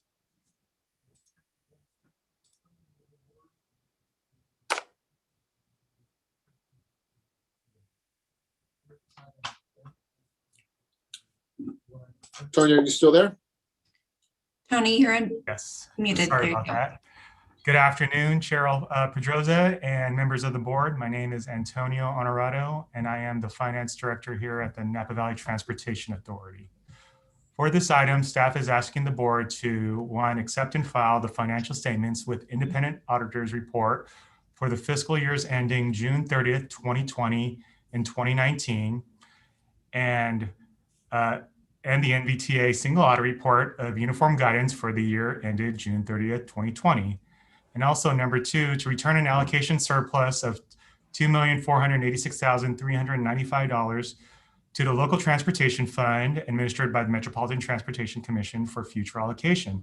I will touch upon that at the end of the presentation. And in the attached slideshow, I touched upon actually these numbers. If you go to slide 2, please.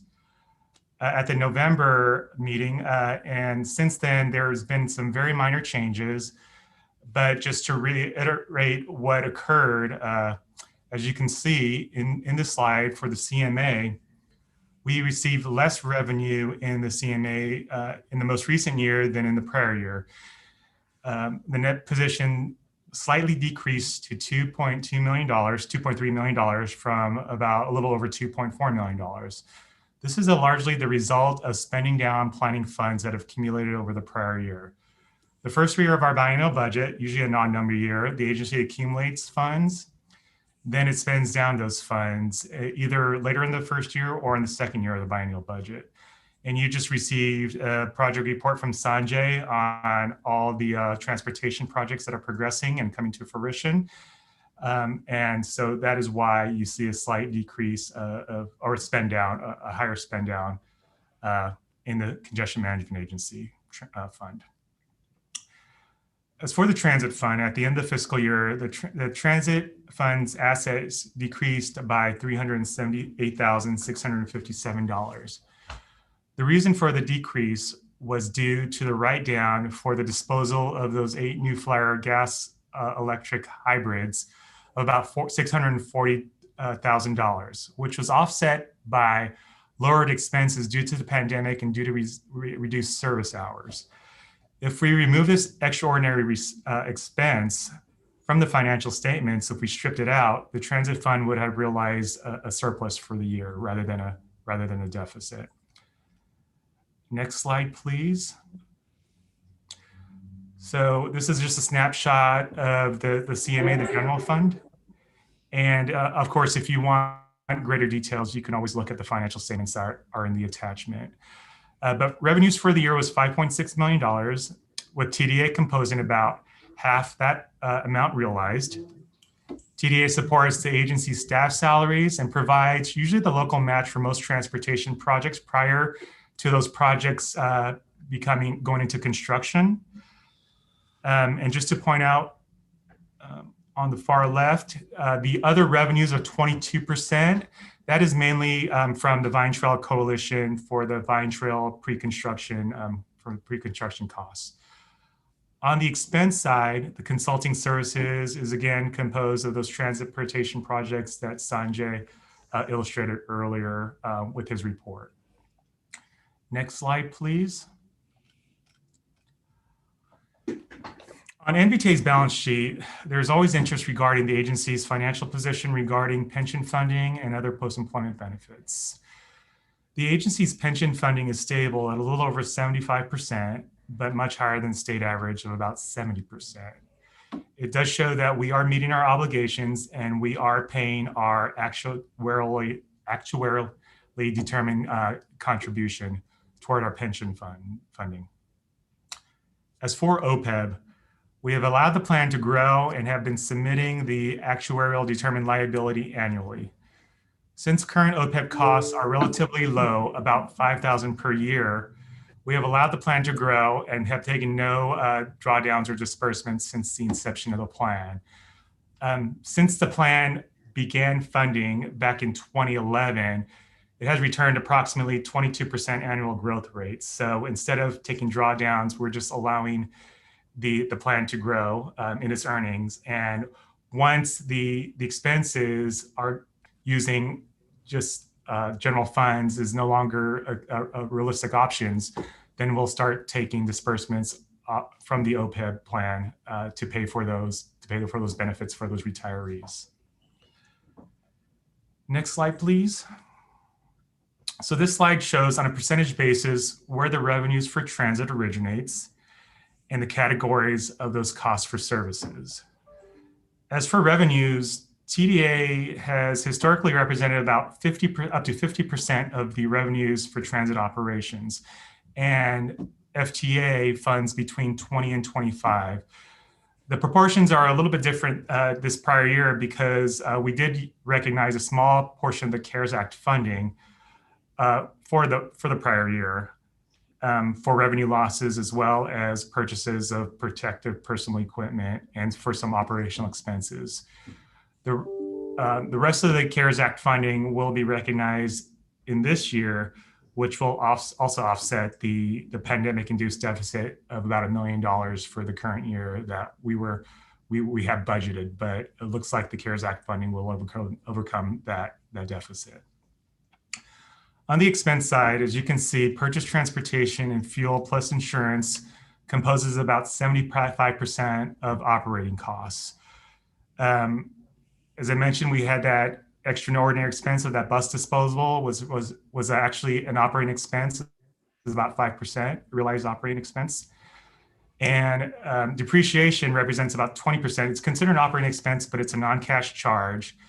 But on our books, it is considered an operating expense, so it is shown that way.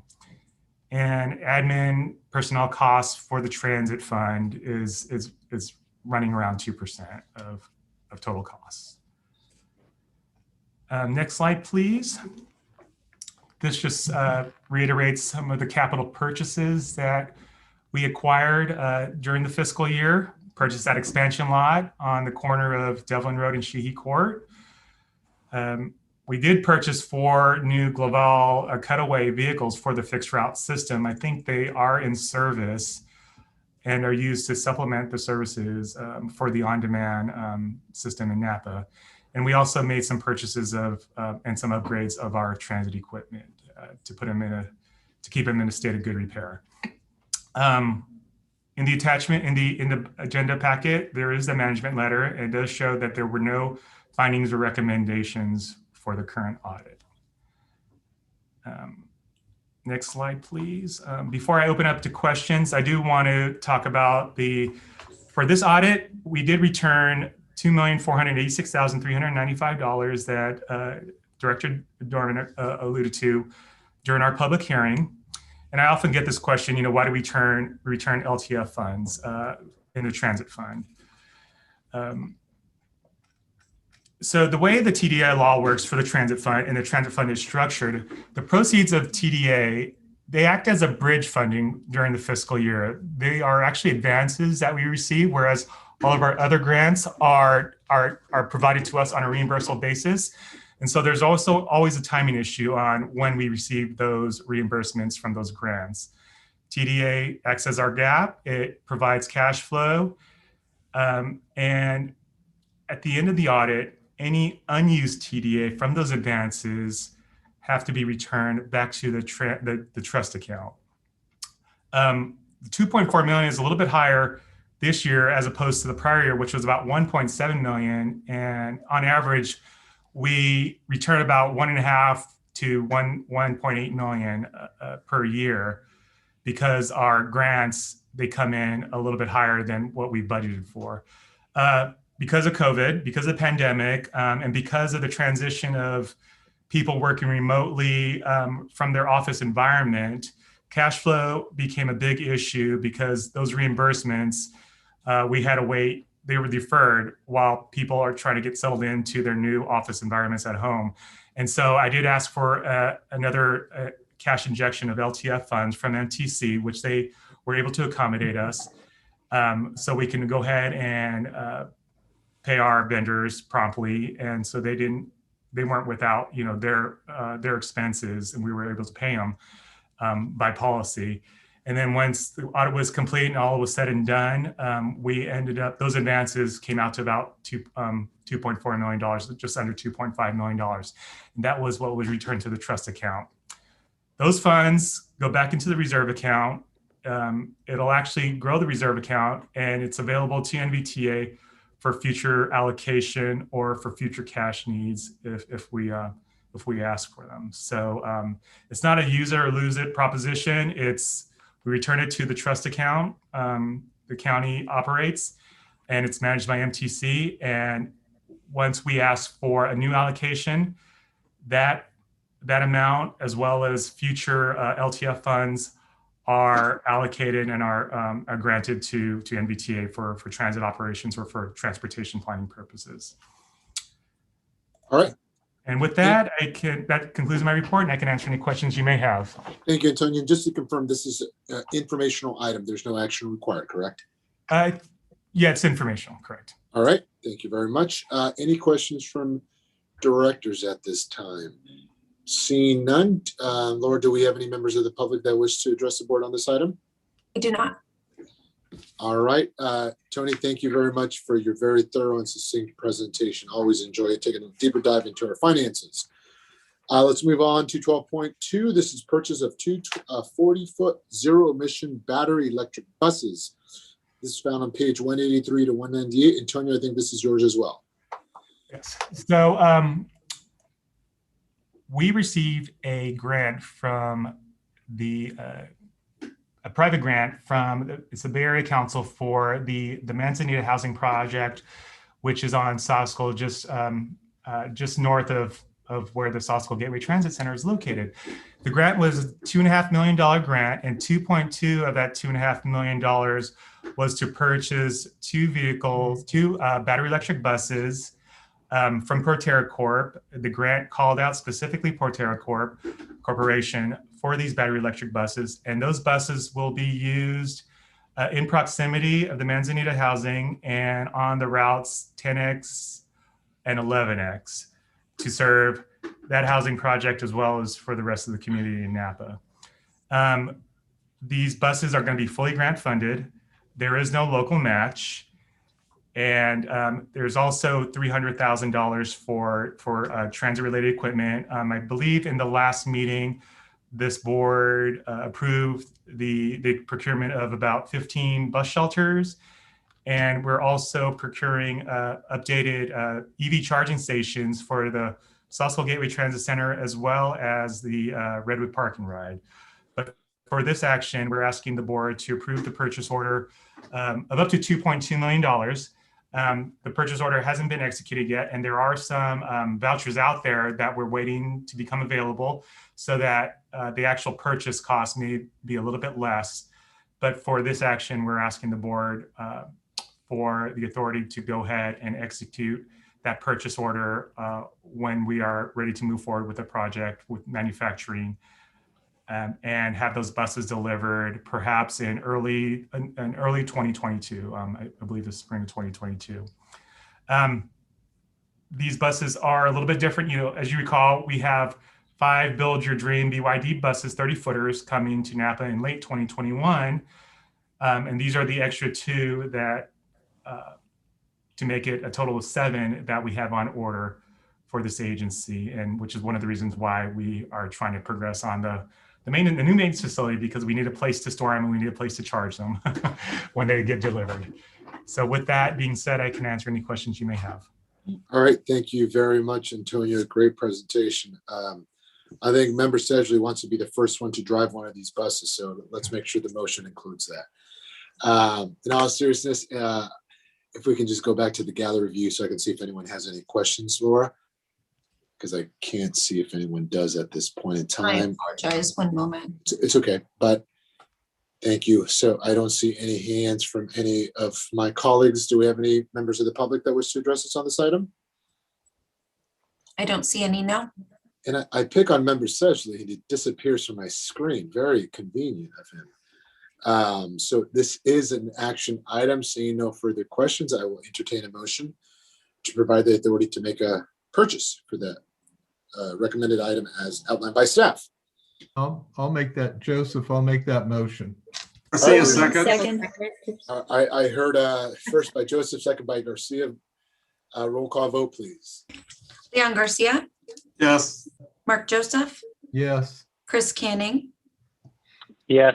Gary Kraus, Yes. Liz Alessio, Yes. Scott Sedgley, Alfredo Pedroza, Yes. Elia Ramos, Yes. Paul Doring, Yes. Jeff Ellsworth, Carrie Dorman, Yes. John Dunbar. Motion passes. And Sedgley is back and voted yes. Sorry. Thank you, Mayor Sedgley. All right, motion passes. Moving on to 12.3, Vine Transit Update. This is found on page 199 to 204. I'll turn it over to Rebecca. Great. Just confirming screen sharing and that you can hear me. Yes, we can. Okay, wonderful. So yes, I'll be presenting an informational item on item number 12.3, which is the quarterly update of the transit system. So kind of starting off, one of the things that we've been doing is, we used to maybe strictly be in the business of getting people maybe to food, for example, to the grocery store, to restaurants, etc. And throughout this pandemic, we've been kind of doing somewhat of the opposite, which is getting the food to the people. So in this case, in our work in the Emergency Operations Center, we've been doing the most regular deliveries within Napa. We've been doing grocery deliveries with CAN and COAD, local nonprofits, to about 13 to family 13 to 15 families each week for in terms of 36 weeks within 2020. In American Canyon, we've been doing similar grocery deliveries, and these goes kind of door to door to a similar number, slightly more families, but we're doing deliveries every other week there. We started slightly later in 2020 in American Canyon. And then starting out early in the pandemic as well, we were doing deliveries up to the Pope Valley in order to get food to their food bank to increase their distributions. And luckily, they now have their own vehicles. The Pope Valley is kind of off our list right now. We're still focused on Napa and American Canyon. And then throughout the summer, doing deliveries of fresh produce through Yountville. So our drivers have been integral in helping the Emergency Operations Center with their food needs. Something else that we've been working on kind of outside the norm is the Bay Area Healthy Transit Plan. And so with all of the other transit agencies in the Bay Area, we made an overall agency commitment, right, to making sure face coverings are required, to managing capacity on our buses, to cleaning and disinfecting, and to sharing data with other agencies and communicating that to the public. So for example, if you visit healthytransitplan.com, you can see how all of the different agencies are rated. This just represents one 30-day period where we were evaluated. And basically what happens is TransDev staff, through video recordings right at the transit center of their employees as the drivers, of passengers on the buses, does inventories of mask wearing and vehicle capacity, and then reports back. So, and they have it just kind of a basic 5-star rating, all the way they break down the data. There's always one person, right, whether you're at the Home Depot or on the street or something, not wearing their face covering perfectly, but overall we're performing well against the other Bay Area transit agencies. And we've really been working to kind of get the word out along with these agencies, and we're trying to get people to in Robin terms, right? Know, do, and feel. So Robin Craig being our public information officer, but so we are working so they know about our system changes and keeping up with maybe changes in fares, service disruptions, COVID best practices. We're doing in terms of taking appropriate action, making sure people are continuing to wear the proper PPE, and then to on the feel side is to make sure that people feel safe on the bus, that they're responsible to others, and that they feel empowered within their community. And so we've been doing lots of different messaging, be it on social media or physically on our buses and at their stops. We've really tried to keep the language simple and consistent throughout all of our messaging. On social media, we're taking on some levels to inform, right, even if in a pinch, how you could possibly create a mask, for example, if you needed to board the bus, reminding people of the need to do that. We've also been trying to inspire confidence by showing what the actions that we're taking, right, as the public transit provider, doing extra cleanings each evening, power washing the outside of the buses, making sure that we are putting signage on the seats to let people know where they can and cannot sit to maintain social distance. And then we're just trying to build community and profile our different employees, because you often see, obviously the 12 or so employees NVTA, but in the larger transit system through TransDev, we have considerably more, upwards of 80. And so we've been profiling them, everyone from Cheryl, our general manager, to Tyler, who does the morning dispatch, for example, and has often been doing those emergency operations fun runs, and Brianna, who is a road supervisor. And then, like I mentioned, not just on social media, but also trying to keep our signage consistent on the buses and at the stops to remind people of the need during the pandemic.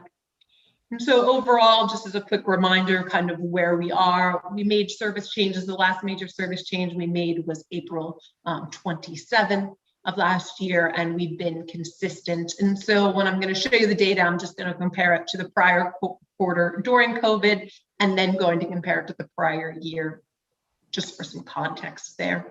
So not surprising, and we've seen this in the prior quarters during COVID, right? We have a significant decrease from where we would be at, say, in the pre-pandemic levels to where we are at now. And also, if you compare in gray the first quarter of 2020/2021, so we're talking July to September to October to December, we did see a slight decrease in each on our local routes as well as in our regional routes.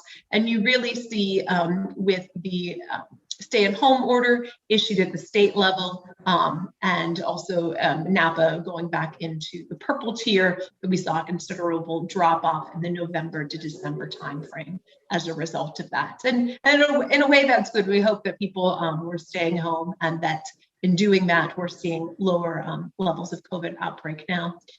And so also in terms of ridership change on the shuttle, Calistoga, St. Helena, and American Canyon did follow that trend. We did see a slight uptick in Yountville, mainly related to the month of October and starting into November. And it seems that the Veterans Home, which early in the pandemic had a big lockdown on all of the residents there, they were allowed to leave campus some, and they did go out and within the Yountville community. We saw a lot of riders getting on at the guard station and at the golf course. And then in mid-November, when there were an outbreak issue at the Veterans Home, they limited the period in which they could leave the Veterans Home to 2 hours.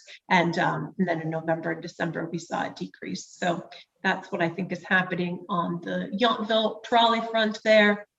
And then, we're still trying to keep track of our metrics of what we look for. So our passengers per revenue hour, for example, and normally say this would be our minimum threshold, right, in the red, and say pre-COVID, we were well above that, but we're still tracking below on our local service. And then same on our regional service. Here, I'm just showing the second quarter in order to show all of the routes. Our 10 and our 11 still, whether it's pre-pandemic, post-pandemic, et cetera, always are some of our strongest routes leading us throughout the valley. And then in terms of our on-demand, in really our shuttles, Calistoga, St. Helena, et cetera, it almost follows similar trends in that we always have American Canyon pre and post pandemic that have our most riders per hour. And as you remember, last year we did have 2 shuttles pre-pandemic, and the ridership continues to be strongest in that area. And with it, I'll open it up to questions. All right, thank you very much, Rebecca. Do we have any questions from board directors? And I will, seeing none, Laura, do we have any members of the public that wish to comment on this item? We do not. All right. This was just an informational item. Rebecca, thank you very much for your presentation. Let's move on to our next and final item, 12.4, federal and state legislative update found on page 205 to 212. Kate Miller, take it away. Great, I'll make this very quick. So the state legislative memo summarizes legislative efforts focusing on several budget appropriations requested by Governor Newsom. The Department of Finance has drafted bill language that extend regulatory relief for certain transit fund sources, TDA and STA, and also allow low carbon transit operation program, otherwise known as LC-TOP, for subsidizing existing transit services. It also relieves regulatory costs, it also relieves maintenance of effort requirements that are imposed on your jurisdictions under SB1 Local Streets and Roads programs.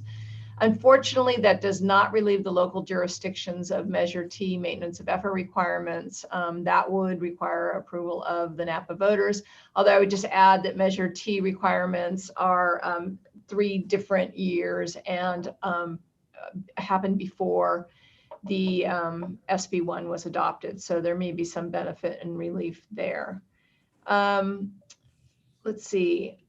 I skipped over the federal, but I just wanted to add real quickly that the $1.9 trillion stimulus proposal that Biden has released, the Biden administration has released, would include $30 billion for transit And that would include 3.975 billion for California and 1.677 billion for San Francisco Bay Area.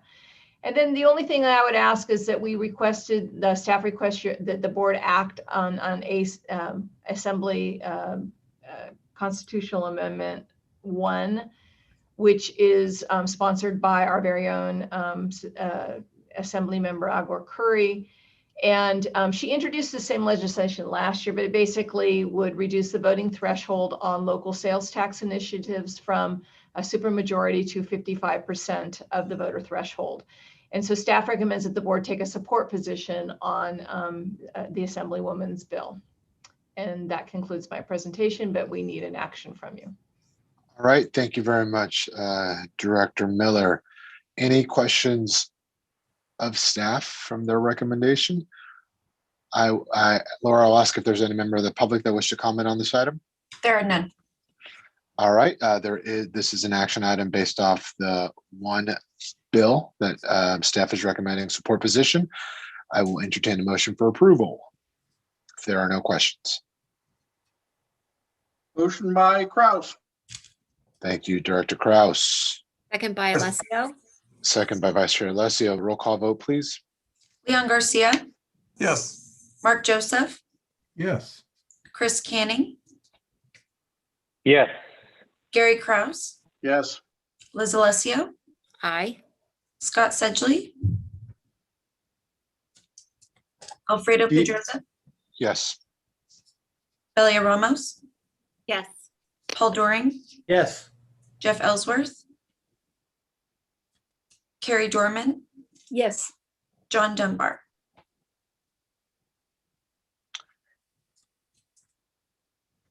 The motion cannot pass.